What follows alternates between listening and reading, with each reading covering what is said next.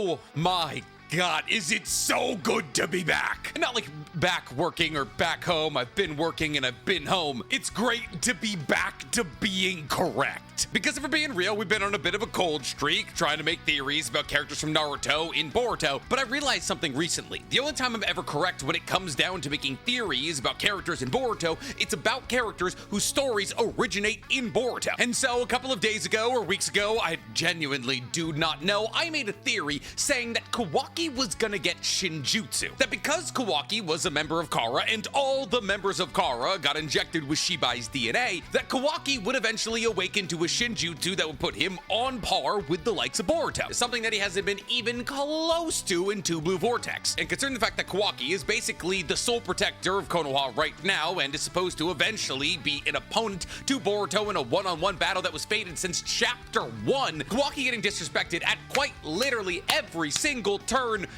just wasn't gonna work for the story. And thus, for as long as Kawaki's been getting mopped up in Two Blue Vortex, which has been over a year, mind you, we, and by we, I mean I, have been theorizing about ways in which he could get stronger. And while we've theorized about everything, from the idea of Kawaki absorbing Jigen and becoming a 10-tailed Jinchuriki of sort, to him possibly finding somebody incredibly powerful to train under, the most recent theory that we made stated that Kawaki would awaken to a Shinjutsu like other members of Kara. And it appears as though that is exactly what's being revealed in chapter 15. See, because in the lead up to Boruto's monthly release, we really get 3 rounds of leaks. We get 2 pages that are leaked by the Boruto team, even though they're official releases, and then we get the full chapter leaked and translated a couple of days before the official release. And it's been revealed to us in the first official leak from the Boruto team that sometime during chapter 15, Boruto and Kawaki are having what appears to be a civil conversation. Civil conversation where Boruto is looking at Kawaki and saying, look, you gotta get stronger, and here's how we're gonna do it. And what Boruto seems to be hinting at in this page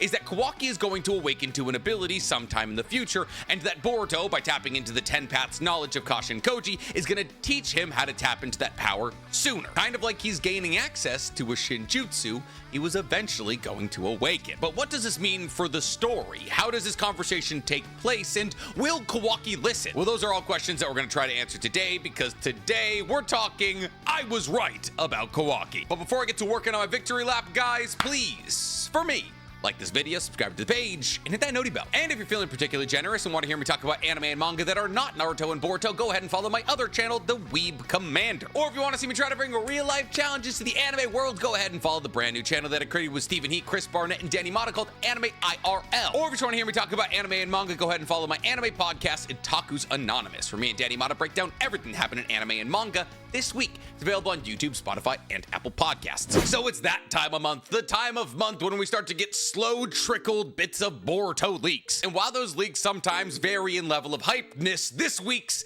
is about as hype as it gets. See, because pretty much nothing about the ending of chapter 14 pointed in the direction that Boruto and Kawaki were going to be having a sit down at all. For those of you who don't remember, I can't say I blame you, it's been a long month. Chapter 14 ends with Boruto fleeing from Konoha. See, Shikamaru, through the haze of forgetting how omnipotence works but deciding to trust Boruto, slips Mitsuki the code for Boruto's chakra-sealing handcuffs. Therefore, Mitsuki, in a fake bit of rage and anger, jumps at Boruto and sneaks a snake to punch in the code for his handcuffs that allows Boruto to flying Raijin out of the interrogation room. Now, obviously, the elders and Amado and basically everybody outside of Mitsuki and Shikamaru are really upset about this, but Boruto, with his flying Raijin, takes this opportunity to jump to his equipment and then immediately, presumably, jump out of Konoha. And as quickly as it was revealed that Boruto had escaped from the interrogation that was possibly gonna kill him, it was also revealed that Gaara and Shinki were attacked by claw grimes in the hidden sand. And therefore, the 5th and possibly final Shinju is Shinki. And thus, everything that happened in chapter 14 did not point at the fact that Boruto would either still be in Konoha or that Kawaki would somehow find him. So how did this conversation between two brothers happen? Well, I believe at the conclusion of chapter 14, Boruto doesn't immediately jump back to the Kashin Koji hideout. I believe it's actually more likely than not that Boruto jumped to the top of the Hokage stone faces. As in the one full body panel we see from him, he appears to be sitting on Naruto's head. This would make a lot of sense for Boruto if he was trying to lure out Kawaki for a conversation, because 1, it would be too far outside of the village for anybody to try and sense his chakra, even though we can erase his chakra presence as an Otsutsuki, and 2, because it would still be technically within the range that Kawaki would be able able to feel his karma marking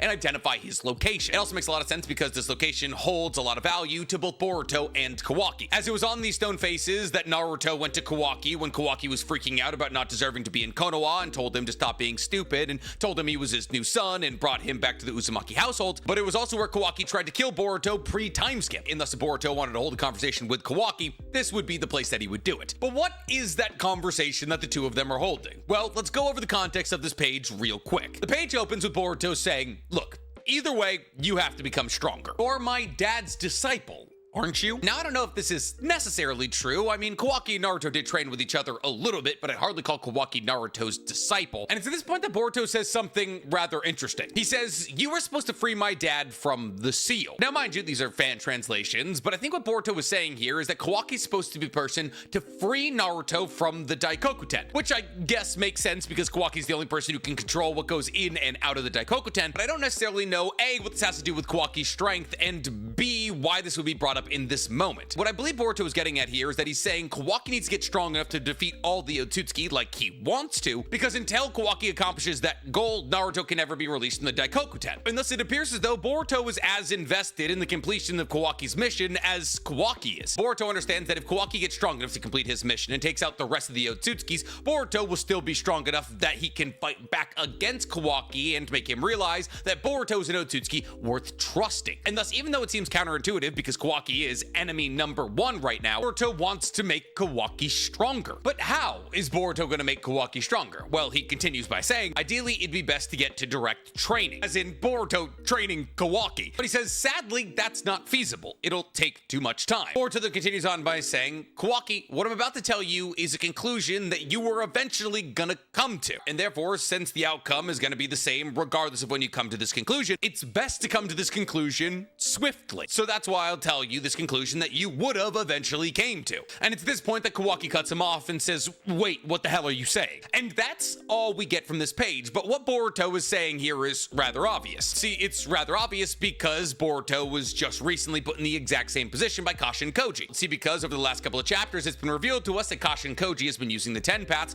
to teach Boruto techniques that he was going to learn in the future. And therefore, through the usage of the 10 paths, Boruto was able to get techniques that he wouldn't gain access to for 10, 20, or 30 years in the future. And thus it appears as though Boruto is doing the exact same thing for Kawaki. But this is interesting and also aligns perfectly with what I said in my video about Kawaki getting a shinjutsu. See, because even if hypothetically the technique that Kawaki learns way off in the future isn't actually a shinjutsu and therefore Boruto's not about to teach Kawaki a shinjutsu, the reasoning I said that Kawaki is going to awaken to a shinjutsu in the first place is because if Kawaki were to go through traditional training to get himself just a little bit stronger every single day until eventually he was able to be on par with the likes of somebody like Boruto, within the confines of the major through lines of Boruto, that would kind of redeem Kawaki. See, the biggest detriment to Kawaki's likability and character growth in the Boruto manga is the fact that Kawaki does not want to be a ninja. The only time that Kawaki has ever displayed any willingness to become a ninja was prior to the battle against Ishiki. This is why Kawaki was able to use a shadow clone to deceive Ishiki. That is a redeeming moment for Kawaki. That was hard work paying off and the story giving Kawaki a little plot cookie. Because Kawaki worked hard at becoming a ninja and didn't focus entirely on the uses of his karma marking and his shinobi wear abilities, he was able to use that hard work and the fruits of that hard work to defeat Ishiki in a moment that mattered. However, after the defeat of Ishiki and Boruto stabbing out Sasuke's eye, Kawaki realized that all Otsutsukis, Boruto very much included, posed a threat to the life of Naruto. And it's at that point that Kawaki basically gives up on becoming a ninja. Now, while this point is definitely more enunciated in the anime than it is the manga, time and time again, Kawaki refuses to work with other ninjas like the new Team 10 and refuses to learn anything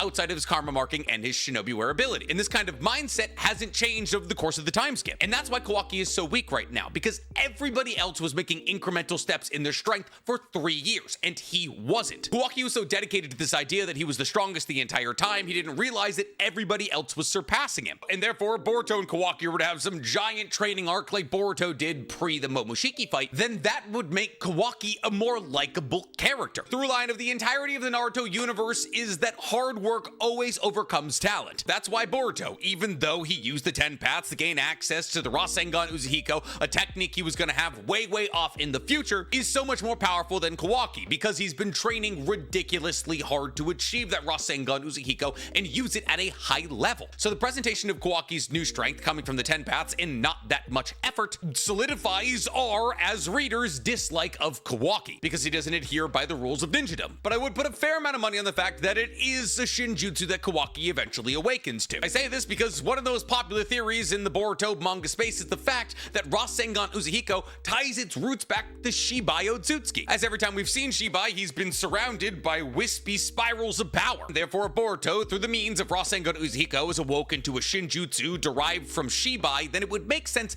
that Kawaki would probably get the same, especially if you wanted them to stand on even somewhat equal terms down the line. That doesn't necessarily mean that in this chapter it's going to be revealed that one day Kawaki's going to awaken to a Shibai shinjutsu. In fact, I believe it's not going to be confirmed that Rasengan Uzuhiko and this ability that's going to be revealed in this next chapter are tying their roots back to Shibai anytime soon. In fact, that kind of confirmation probably wouldn't come until Shibai is revealed in the story. But what does the idea of Boruto and Kawaki possibly training together mean for the future of the Boruto universe? Well, to me, this one singular page seems to look like there's gonna be a truce, albeit a short one, for a little bit in TBV. See, because there's a reason that Boruto was having this conversation with Kawaki. When Boruto and Kawaki faced off just a couple of chapters ago, Boruto was able to put down Kawaki in one punch. Now, mind you, Boruto was able to put Code down in one punch, but Code doesn't have to be as strong as Boruto. Code is not the main antagonist of the story, and thus it appears as though the reason that Kawaki is being dragged through the mud every opportunity that Ikimoto gets is to put enough doubt in his head that he is not in fact the strongest to possibly pair up with Boruto and learn a future ability that could make him stronger. Because if all of those things hadn't happened to Kawaki, he probably wouldn't listen to Boruto in the first place. He would simply jump at the idea of getting a chance to kill Boruto and not hear him out. On top of this, Boruto is heavily aware of the fact that Kawaki stands no chance in a battle against him. This is why after he mopped him up with one punch, he looked at Kawaki with pretty much utter disgust and said,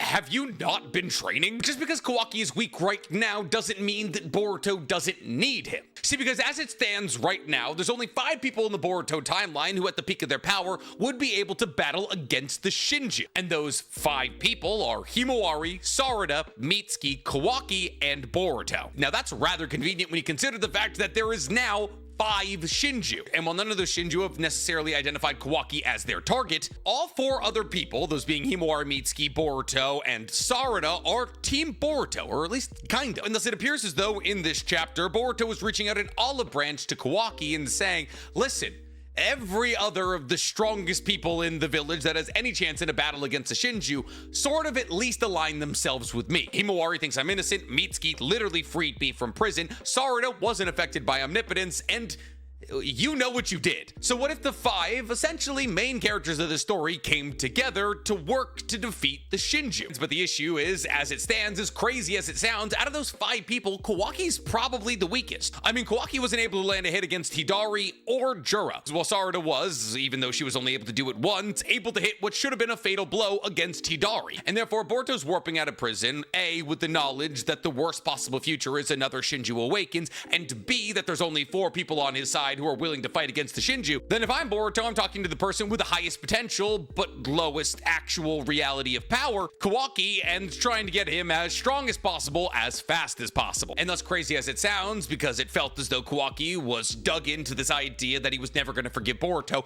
nor work with him, I feel as though the future of Two Blue Vortex is going to look like Team Boruto starting to assemble into what will essentially become the Guardians of the Globe against the Shinju. But this won't happen instantaneously. See, well, obviously Boruto can tell Kawaki about the abilities he's gonna have in the future. It's gonna take time for Kawaki to train in those abilities. And therefore, if Kawaki does bite on the hook that Boruto is dangling of power that's easy to achieve, Kawaki's probably gonna have to go somewhere with Boruto and train with him for at least a little bit. And that's really interesting. Because if Ikemoto decided to simply follow the format of Naruto and make Naruto and Sasuke 2.0 and have them butt heads every single time they met, until eventually they had one big final battle after the defeat of the biggest, baddest alien in the universe, then going along this plot line where Boruto needs Kawaki and Kawaki needs Boruto, well, fortunately for me, but unfortunately for that plot line, flies directly in the face of that plot line. And this is why I say that Boruto is not Naruto 2.0, that Ikemoto is very actively trying to separate this story from Naruto. This, what's happening right here, is essentially Naruto and Sasuke coming together to battle against Madara in the Fourth Great Shinobi World War. But it's happening sooner. And on top of that, I really have no reason to believe that it's going to be anybody else outside of just them two. See, because while I would love to sit here and say that Boruto's going to go scoop up Himawari and Sarada and Mitsuki, and they're all going to go train with Kashi and Koji to get strong enough to defeat the Shinju, they are on top of the Hokage heads. And while Sarada was there the last time Boruto and Kawaki were there, this is very specifically a place where they meet up. On top of this, Boruto could have identified that the other three of the anti-Shinju force could all possibly already be strong enough to battle against their own respective Shinju. Sarada, now that she understands how Idari's abilities work, might actually stand a fairly decent chance against him. The Bug Shinju is going for Ada, and therefore it'll probably end up fighting against Daemon, so we doesn't have to worry about that one. And the Moegi Shinju is going for Konohamaru, and Himawari is already one of the strongest things in the universe. And she's also pseudo been adopted by Team 10. On top of this, the prospect of Boruto and Kawaki training alone together makes more sense from a plot perspective. See, because Kawaki wouldn't want to be seen training with Boruto, and Boruto would know that Kawaki wouldn't want to be seen training with Boruto. Tie this into the fact that Kawaki and Kashin Koji were both former members of Kara, and it just being Kawaki, Boruto, and Kashin Koji is a much more dynamic relationship than if it was Kashin Koji, Boruto, Kawaki, Sarada, Mitsuki, and Himawari. And thus it appears as though the brothers are getting back together much earlier than we originally anticipated. And that's kind of dope. But what is the ability that Kawaki will awaken to? Well, if you had to ask me, I believe it'll probably tie back into the Daikoku-ten in some way or another. I believe that Shibai is not the only Otsutsuki in the history of Otsutsukis to awaken to a shinjutsu. I believe more likely than not that the Daikoku-ten is also probably a shinjutsu. And rather interestingly, Kawaki's able to use the Daikoku-ten in ways that even Ishiki and Jigen could not use it. See, because while Ishiki and Jigen were able to store objects in the Daikoku-ten and shrink them or enlarge them at will, they very clearly stated that they weren't able to shrink other people, just themselves. However, Kawaki, upon awakening all of the 8 spokes on his Dharma wheel, was able to seal other people inside of his Daikoku-ten realm. Something he did to Naruto and Hinata, and something he tried to do to Boruto. Now, rather interestingly, this just means that the Daikoku-ten works somewhat similar to the Kamui, and Kawaki already has the ability to cast the Daikoku-ten realm grab. I believe if this ability were to be awakened in a sense, it would be awakened in a sense eerily similar to that of the Kamui. See, because while the Kamui is usually used on either teleporting parts of your body or entire other people's bodies into the Kamui realm to either dodge attacks or just get rid of enemies, the awakened version of Kamui attacks were present in DMS Kakashi Susana, weapons with Kamui applied to them that not only had the ability to pop in and out of dimensions, but also anything hit by these weapons was immediately sealed into the Kamui dimension. And I believe that an awakening of this sort will most likely be what Kawaki sees in terms of his future abilities. See, whether it's using the Daikoku-ten to make certain parts of his body disappear, like he's Obito with the Kamui, or applying the Daikoku-ten to things like his weapons, and therefore when people deflect them, that part of their body or their entire body is sealed in the Daikoku-ten, I believe that would be the most logical upgrade in power for Kawaki. And there might be evidence to prove that this is exactly what he gets already. As in Chapter 1 or Episode 1, when we see Kawaki and Boruto facing off against each other for the first time, there are massive chunks of the stone wall where the Hokage's faces are carved gone. In fact, there are massive chunks taken out of everything as Konoha lays in rubble. And a fantastic way to level 2 cities and a bunch of Hokage stone faces would be if Kawaki were able to apply the Daikoku-ten to his attacks, but he was continually missing against somebody like, oh, I don't know, Boruto. And thus everything that he did hit was immediately warped into the Daikoku-ten. But then again, who's to say? All I know is I was right about Kawaki getting a power-up he absolutely does not work for, and it feels so good to be back. What do you guys think Kawaki's crazy upgrade from the future is gonna be? Tell me in the comments below, and while you guys are down there, please, for me, like this video, subscribe to the page, and hit that noti bell. I got a murder mystery video to plan. Bye.